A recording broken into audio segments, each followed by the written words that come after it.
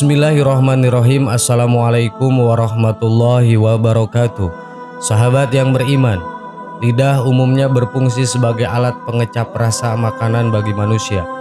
Selain itu, lidah juga digunakan sebagai alat berkomunikasi. Tak hanya pada manusia, lidah juga dianugerahkan kepada sebagian hewan lainnya. Akan tetapi, tahukah kamu hewan yang tergolong tidak memiliki lidah? Jika diperhatikan, ikan rupanya tidak memiliki lidah. Hal tersebut membuat kita bertanya-tanya, mengapa ikan adalah hewan yang tidak memiliki lidah? Abu Laith Asmarakandi meriwayatkan dari Huzaifah radhiyallahu anhu berkata, saya mendengar Rasulullah SAW bersabda, tidak akan masuk surga orang yang suka memfitnah.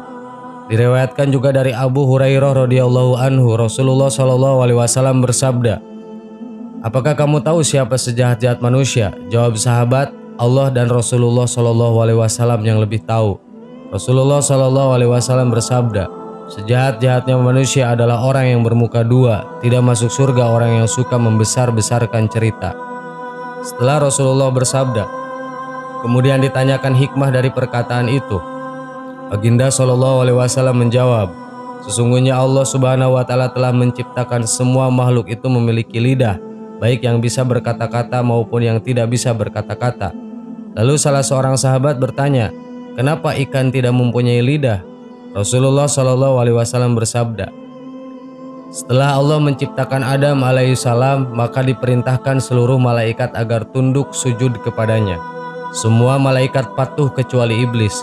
Iblis enggan sujud, maka Allah melaknatnya serta mengusirnya dari surga dan dikirim ke bumi. Setelah diturunkan ke bumi, Iblis terus menuju ke laut dan satu yang dijumpainya adalah ikan. Iblis pun menceritakan keburukan dan kekurangan Nabi Adam alaihissalam kepada ikan. Iblis berkata, sesungguhnya Adam itu sangat suka memburu dan membunuh binatang-binatang yang ada di lautan dan daratan. Setelah ikan mendengar kata-kata iblis, dia pun segera menceritakan kepada binatang laut yang lain tentang Adam alaihissalam. Hal tersebut menjadikan Allah Subhanahu wa Ta'ala tidak menyukai perbuatan ikan. Kemudian dihilangkanlah lidah ikan agar tidak lagi dapat menyampaikan berita yang bukan sebenarnya. Dari kisah tersebut, maka dapat diambil hikmah agar lebih berhati-hati dalam menyampaikan berita yang tidak jelas kebenarannya. Lidah memang tidak bertulang dan mulutmu harimaumu merupakan istilah-istilah yang sering didengar. Maka yang ingin disampaikan dari kedua istilah tadi intinya sama, ialah keutamaan menjaga lisan atau perkataan merupakan yang harus dilakukan semua orang, sebab hanya dengan perkataan perang dapat terjadi. Karena pentingnya untuk terus menjaga setiap kata yang terucap. Islam pun membahas tentang bagaimana setiap perkataan yang terucap haruslah kata-kata yang baik. Bahkan Islam menganjurkan untuk berkata-kata yang baik seperti yang tertulis di dalam Al-Quran. Dan katakanlah kepada hamba-hambaku, hendaklah mereka mengucapkan perkataan yang lebih baik atau benar. Sungguh setan itu selalu menimbulkan perselisihan di antara mereka. Sungguh setan adalah musuh yang nyata bagi manusia. Allah Subhanahu wa Ta'ala berfirman, tiada satu ucapan pun yang diucapkan melainkan ada di dekatnya malaikat pengawas yang selalu hadir. Quran Surat Qaf ayat 18. Barang siapa yang beriman kepada Allah dan hari akhirat, hendaklah ia mengucapkan perkataan yang benar atau lebih baik diam. Hadis riwayat Bukhari dan Muslim. Seorang sahabat pernah bertanya kepada Rasulullah, apa penyebab terbesar orang masuk neraka? Nabi menjawab, karena lidah dan kemaluannya. Hadis riwayat Tirmidzi. Sahabat yang beriman, semoga kita semua tetap istiqomah untuk menjaga lisan kita dengan perkataan yang baik-baik saja. Amin. Wallahu a'lam. Wassalamualaikum warahmatullahi wabarakatuh.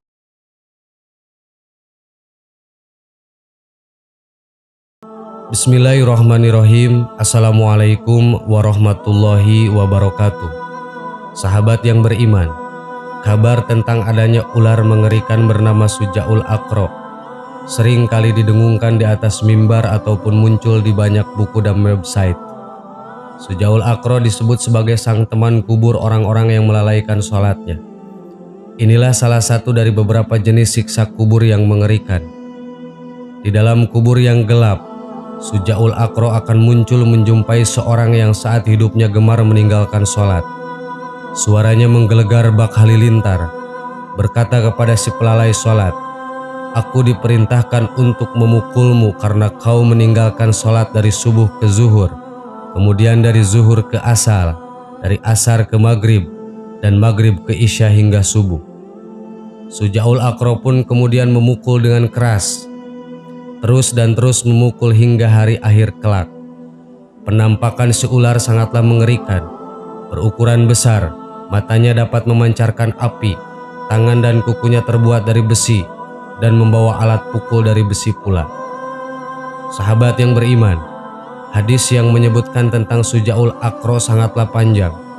Disebutkan bahwasannya hadis tersebut datang dari Abu Hurairah. Barang siapa yang menjaga dirinya untuk sholat 5 waktu, maka Allah akan muliakan dirinya dengan 5 perkara. Diangkat darinya kesempitan, diangkat darinya azab kubur, diberikan kitab catatan amalannya dari arah sebelah kanan, dan ketika melintasi sirat seperti kilat menyambar, dan dimasukkan surga tanpa hisab. Dan barang siapa yang meremehkan sholat, maka akan dihukum oleh Allah dengan 15 perkara. 6 siksa di dunia, 3 siksaan ketika mati, 3 siksaan ketika masuk liang kubur, dan 3 siksaan ketika bertemu dengan Tuhannya, dan seterusnya hingga sampai pada dalam kuburnya terdapat ular yang bernama Syuja'ul Aqra yang akan menerkamnya karena menyia-nyiakan sholat. Ular itu akan menyiksanya yang lamanya sesuai dengan waktu sholat. Hadis riwayat Ibnu Najjar. Sayangnya menurut para ulama, hadis tersebut lemah riwayatnya atau doib, bahkan palsu atau maudhu. Ibnu Jauzi memasukkan hadis tersebut dalam kitabnya Al-Maudu'at yang berisi hadis-hadis maudhu atau palsu. Imam As-Suyuti pun sependapat dengan Ibnu Jauzi dan menilai hadis tersebut sebagai hadis palsu yang mengatasnamakan Rasulullah. Imam Adz-Dzahabi dan Ibnu Hajar juga menyebut hadis tersebut dalam kitab mereka sebagai hadis palsu. Imam Az-Zahabi berkata, yang nampak hadis ini batil di mana kemunculan hadis datang dari pemalsuan yang dilakukan oleh sebagian pengikut Thariqah As-Sufiyah. Penyakitnya atau cacatnya jalur hadis ada pada Muhammad bin Ali bin Abbas Ali Abi Bakar bin Ziyad An-Naisaburi. Riwayat sahih tentang orang yang meninggalkan sholat. Terlepas dari penilaian para ulama tentang hadis Syuja'ul Aqra, ada banyak dalil yang menyebutkan hukuman bagi orang-orang yang meninggalkan sholat. Dibanding berdebat mengenai kepalsuan hadis tadi, alangkah baiknya seorang muslim mencukupkan diri dengan dalil Al-Quran dan hadis yang jelas kesohihannya. Sesungguhnya Allah berfirman tentang orang yang menyia-nyiakan sholat. Apakah yang memasukkan kalian ke dalam neraka syaqar? Mereka menjawab, kami dahulu tidak termasuk orang-orang yang mengerjakan sholat. Quran Surat Al-Mudaththir ayat 42-43. Maka celakalah orang-orang yang sholat, yaitu mereka yang lalai dari mengerjakan sholatnya. Quran Surat Al-Ma'un ayat 4 dan 5. Allah Ta'ala juga berfirman, maka datanglah setelah mereka pengganti yang jelek yang menyia-nyiakan sholat dan memperturutkan hawa nafsunya, maka kelak mereka akan menemui kerugian. Quran Surat Maryam ayat 59. Begitupun dengan hadis sahih, Rasulullah SAW sering memperingatkan umatnya agar senantiasa menjaga sholat. Dari Jabir bin Abdillah, Rasulullah SAW bersabda, pembatas antara seorang muslim dan kesyirikan serta kekafiran adalah meninggalkan sholat. Hadis riwayat Muslim. Hadis senada juga datang dari Saubah Maula Rasulullah. Beliau SAW bersabda, pemisah antara seorang hamba dengan kekufuran dan keimanannya adalah sholat. Apabila dia meninggalkan sholat, maka dia melakukan kesyirikan. Hadis riwayat At-Tabarani. Ibnu Qayyim menyebutkan, seorang yang meninggalkan sholat wajib terjatuh pada dosa yang amat sangat besar. Lebih besar dari dosa membunuh jiwa yang haram dibunuh, dosa mengambil harta dengan batil, dosa berzina, dosa mencuri, dan dosa minum minuman keras.